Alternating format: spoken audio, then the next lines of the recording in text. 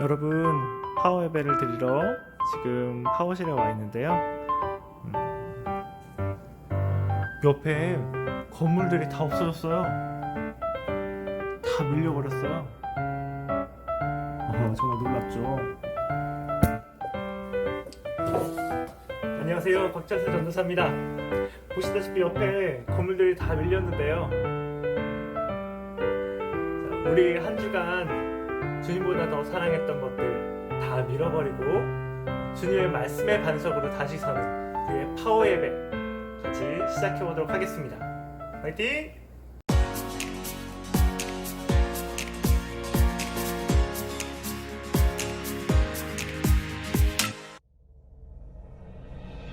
사도신경으로 신앙 고백하시겠습니다. 나는 전능하신 아버지 하나님 천지의 창조주를 믿습니다. 나는 그의 유일하신 아들 우리 주 예수 그리스도를 믿습니다. 그는 성령으로 잉태되어 동정녀 마리아에게서 나시고 본디오 빌라도에게 고난을 받아 십자가에 못 박혀 죽으시고 장사된 지 사흘 만에 죽은 자 가운데서 다시 살아나셨으며 하늘에 오르시어 전능하신 아버지 하나님 우편에 앉아 계시다가 거기로부터 살아있는 자와 죽은 자를 심판하러 오십니다. 나는 성령을 믿으며 거룩한 공교회와 성도의 교제와 죄를 용서받는 것과 몸의 부활과 영생을 믿습니다. 아멘. 사랑의 주님, 그 은혜에 감사드립니다. 우리의 삶이 코로나로 인해 피폐해지고 고난도 당하고 얼굴도 못 본 채 지내지만 마음은 더 간절합니다. 그럼에도 불구하고 혹여 우리의 마음이 주님에서부터 멀어지고 영적으로 나태해지는 우리의 모습을 마주하게 됩니다. 우리의 연약함을 용서하여 주시고 하루하루 시험 같은 이 시간을 믿음으로 잘 견뎌내고 승리하게 도와주시기를 간절히 원합니다. 사랑의 주님, 우리 아이들 학교로 집 밖으로도 맘대로 나가지 못하고 방콕할 때 시험에 들지 않게 하시고 새롭게 말씀과 친밀해지고 주님 앞에 더 다가가 기도하며 하루하루 지낼 수 있도록 인도하여 주시옵소서. 이 시간이 더 오래 지속되지 않기를 간절히 소망합니다. 코로나라는 이 상황 속에 주님이 우리를 향해 주시는 메시지 읽어내게 하시고 주님 원하시는 방향으로 우리의 삶이 바뀔 수 있도록 도와주세요. 입시를 앞둔 친구들 이겨낼 건강과 풀어낼 지혜 부어주셔서 잘 준비하게 도와주시고 이 어려운 가운데 주님 곁을 멀리 떠나는 친구들 없도록 그 마음을 붙잡아 주시기를 간절히 소망합니다. 일일이 성령님 찾아가 주셔서 그들을 만져주시고 위로하여 주시옵소서. 이 모든 말씀 예수님의 이름으로 기도합니다. 아멘.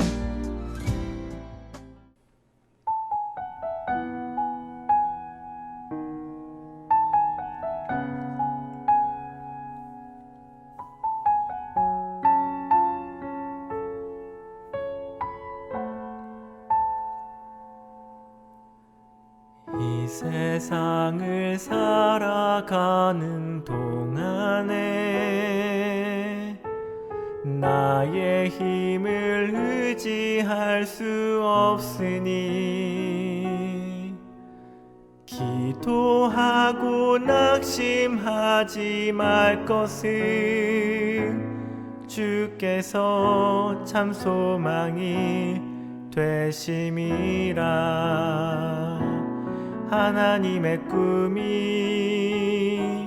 나의 비전이 되고 예수님의 성품이 나의 인격이 되고 성령님의 권능이 나의 능력이 되길 원하고 바라고 기도합니다.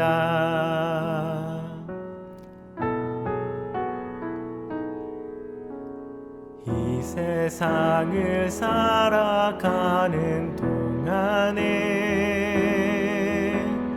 나의 힘을 의지할 수 없으니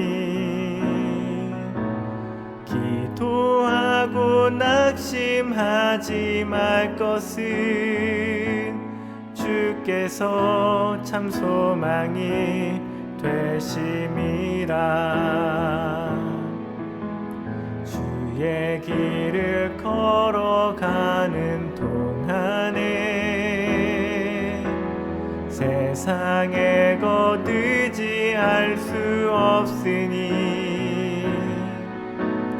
감사하고 낙심하지 말 것은 주께서 참 기쁨이 되심이라.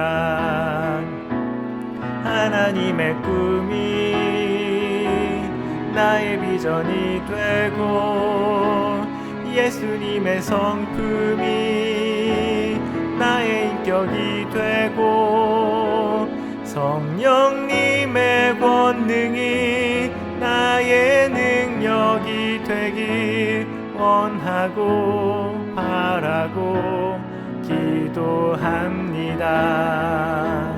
하나님의 꿈이 나의 비전이 되고 예수님의 성품이 나의 인격이 되고 성령님의 권능이 나의 능력이 되길 원하고 바라고 기도합니다.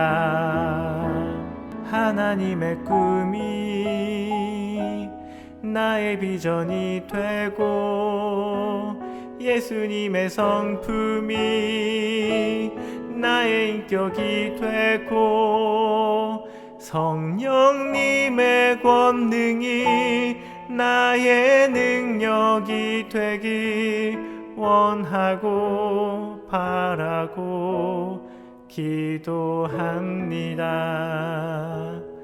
원하고 바라고 기도합니다.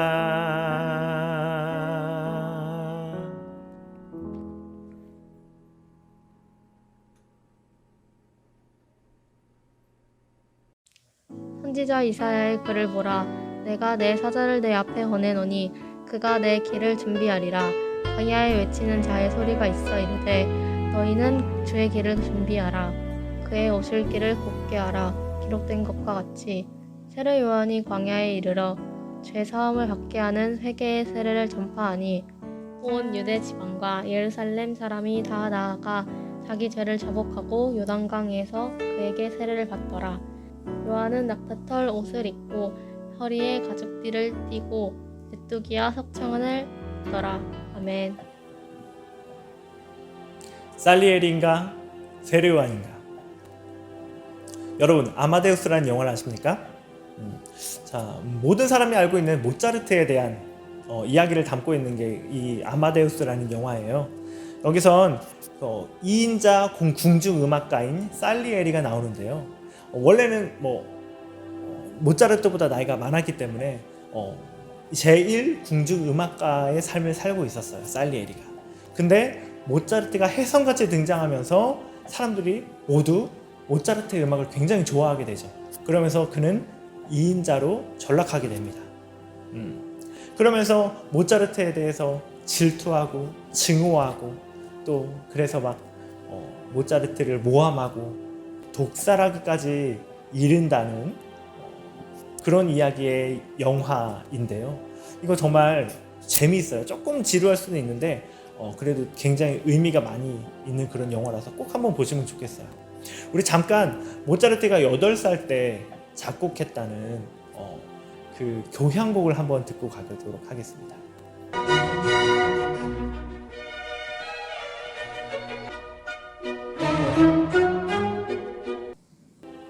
네, 정말 대단하죠? 저는 8살 때 딱지로 동네를 제패했거든요. 그 사실을 아는 사람은 아무도 없습니다. 자, 근데 이 8살 때 지은 이 교향곡이 수백 년이 흐른 지금에도 이렇게 연주되고 있다는 사실이 너무 놀라운 것 같습니다. 모차르트가 정말 대단한 사람인 것 같은데요. 자, 그러니 이 살리에리가 이렇게 질투하지 않을 수가 있겠습니까? 그래서 이 영화가 끝나고 난 다음에 살리엘이 증후군이라는 말이 나올 정도로 이 살리엘에 대해서 이렇게 되게 조명이 됐었어요. 살리엘의 증후군이 어떤 건지 제가 한번 보여드릴게요. 한번 보시겠어요? 비슷한 직종이나 직장에 종사하는 사람들 중 탁월하게 뛰어난 1인자를 보며 2인자로서 열등감이나 무력감을 느끼는 현상을 일컫는다. 오늘 우리가 함께 볼 세례 요한은요, 2인자의 삶을 살았지만 살리엘이처럼 살아가지 않았습니다. 전혀 다른 반응을 하거든요. 자, 어떻게 반응했는지 지금부터 한번 알아가 보도록 하겠습니다. 세례 요한은 예수님보다 조금 먼저 활동했던 선지자였어요. 세례 요한은 상당히 유명한 사람이었습니다. 자, 성경책에도 많이 나오지만 유대인의 역사책인 요세푸스라는 그 책에도 거론될 정도로 이 사람이 유명했습니다. 또 이슬람에도 세례 요한을 선지자로 인정합니다. 그 정도로 많이 인정을 받았어요. 또 5절에 보시면 온 유대 지방과 예루살렘 사람들이 다 나와서 세례 요한에게 말을 듣고 죄사함의 세례를 받았습니다. 그래서 그 사람을 따르길 원했고 수많은 사람들이 이 세례 요한의 제자가 되었어요. 근데 그런 이 세례 요한에게 라이벌이 나타났습니다. 바로 예수라고 하는 사람이었습니다. 자, 모차르트가 천재적인 것처럼 범접할 수 없는 매력으로 이 예수님은 사람들의 인기를 얻어가기 시작했습니다. 어느새 예수의 인기는 세례 요한이 가지는 인기마저 가져가는 그런 형국이 되었습니다. 세례 요한을 따르던 사람들도 예수를 따르기 시작했습니다. 이것을 본 요한의 제자들은 예수의 제자들과 경쟁하려고 했습니다. 근데 요한이 어떻게 반응했을까요? 우리라면 아마 살리엘이처럼 질투하고 그랬을 텐데, 자, 세례 요한은 어떻게 얘기했냐면, 내가 말한 바 나는 그리스도가 아니요 그의 앞에 보내심을 받은 자라고 한 것을 증언할 자는 너희니라. 신부를 취하는 자는 신랑이나 서서 신랑의 음성을 듣는 친구가 크게 기뻐하나니 나는 이러한 기쁨으로 충만하노라. 그는 흥하여야 하겠고 나는 쇠하여야 하리라. 자, 사실 오늘 본문의 끝에 있는 말씀인데 제가 너무 길어가지고 좀 잘랐거든요. 이걸 다시 한번 읽어드리자면, 그가 전파하여 이르되 나보다 능력 많으신 이가 내 뒤에 오나니 나는 그의 신발끈 풀기도 감당하지 못하겠노라. 나는 너희에게 물로 세례를 베풀었거니와 그는 너희에게 성령으로 세례를 베푸시리라. 자, 나보다 많은 능력이 많은 이가 내 뒤에 오시나니라고 얘기했습니다. 나는 그의 신발끈을 풀기도 감당하지 못한다라고 이렇게 얘기를 했는데요. 이 시대에 노예에게 신발끈 푸는 일을 외에는 모든 일을 시킬 수 있다라고 유대인의 랍비 지혜자의 그런 문헌에도 기록되어 있습니다. 그럴 정도인데 이 노예조차 하지 않는 일을 하는 것에도 자기는 부족하다라고 세례 요한은 얘기하고 있는 것입니다. 왜 그랬을까요? 세례 요한이 너무 자존감이 낮았을까요? 아닙니다. 세례 요한은 분명히 이것을 알고 있었기 때문에 이렇게 얘기한 것입니다. 무엇을 알았을까요? 그것은 바로 소명이었습니다. 그리고 하나님의 계획이었습니다. 지난주에 제가 말씀드렸던 것처럼 예수님은 하나님의 아들이고 그리스도입니다. 유대민족 모든 사람이 기다리던 사람들이 바로 메시아, 예수님이었습니다. 이 메시아가 오기 전에 근데 꼭 와야 되는 사람이 한 명 있었어요. 그게 바로 엘리야였습니다. 이사야서에도 엘리야가 오리라 라고 예언되어 있었고, 구약 성경의 마지막인 말라기에서도 메시아가 오기 전에 엘리야가 와야 할 것을 예언하고 있습니다. 자, 오늘 열왕기 하 1장 8절에 보면 그들이 그에게 대답하되 그는 털이 많은 사람인데 허리에 가죽띠를 띄었더이다 하니 왕이 이르되 그는 디셉 사람 엘리야로다. 그리고 오늘 마가복음 1장 6절을 읽어보시면요, 요한은 낙타 털을 옷을 입고 허리에 가죽띠를 띠고 메뚜기와 석청을 먹더라. 자, 이 둘을 보면요, 어떤 비슷한 특징이 생각나세요? 떠오르세요? 네. 저는 털과 가죽띠가 좀 비슷하지 않나라는 생각이 듭니다. 이 털과 가죽띠를 보면요, 이 성경에 정통했던 유대인들은 엘리야를 떠올릴 수가 있었어요. 엘리야는 예수님이 그리스도임을 증명하는 정말 중요한 요소입니다. 모든 복음서에서 그래서 세례 요한의 이야기가 반드시 등장하게 되는 것입니다. 세례 요한이 엘리야이기 때문에 예수가 그리스도라고 설명할 수 있는 것입니다. 요한이 알고 있었던 소명, 그것은 바로 자기가 그리스도의 길을 예비하는 엘리야라고 하는 것입니다. 그리고 두 번째 알았던 하나님의 계획은 무엇이었을까요? 네, 그것은 소명과도 같이 갈 수가 있는데요. 하나님의 계획은 그리스도를 통한 온 인류의 구원 계획입니다. 이것을 그리스도를 통해서 하시기를 원했어요. 그 계획을 세례 요한이 알고 있었기 때문에 예수님이 높아져야 되고 나는 낮아져야 한다. 그는 흥하여야 하겠고 나는 쇠하여야 하리라 라고 이렇게 얘기할 수 있었던 것입니다. 그래서 많은 사람들이 요한을 떠나가더라도 요한이 불안하지 않고 오히려 기쁨에 충만할 수 있었던 것입니다. 네, 살리엘리아와는 정말 다르죠? 자, 말씀을 마무리하도록 하겠습니다. 여러분은 어떤 삶을 살고 싶으십니까? 살리엘입니까? 아니면 세례 요한입니까? 계속 자기보다 우월한 사람을 보며 비교하며 우울감에 빠지는 살리엘입니까?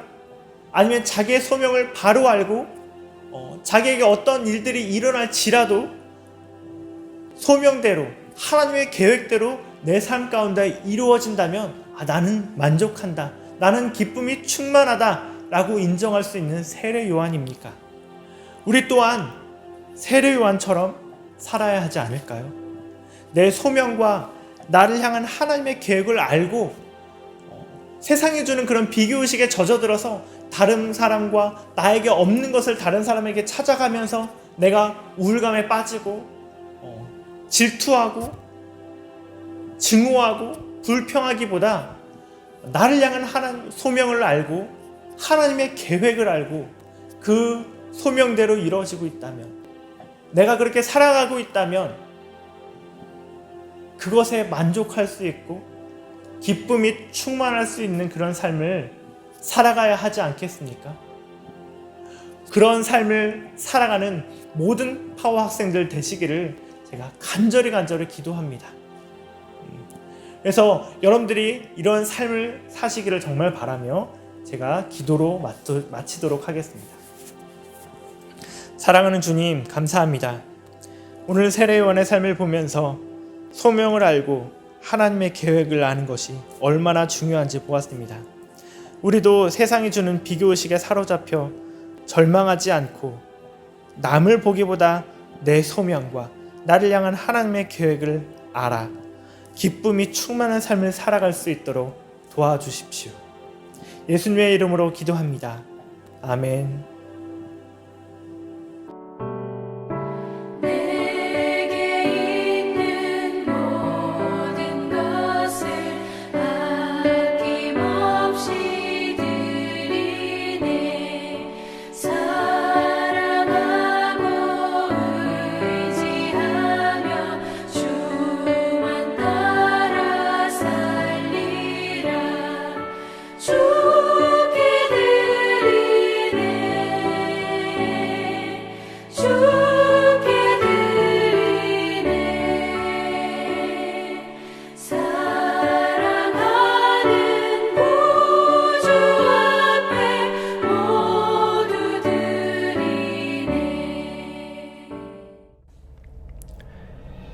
주기도문 하시겠습니다.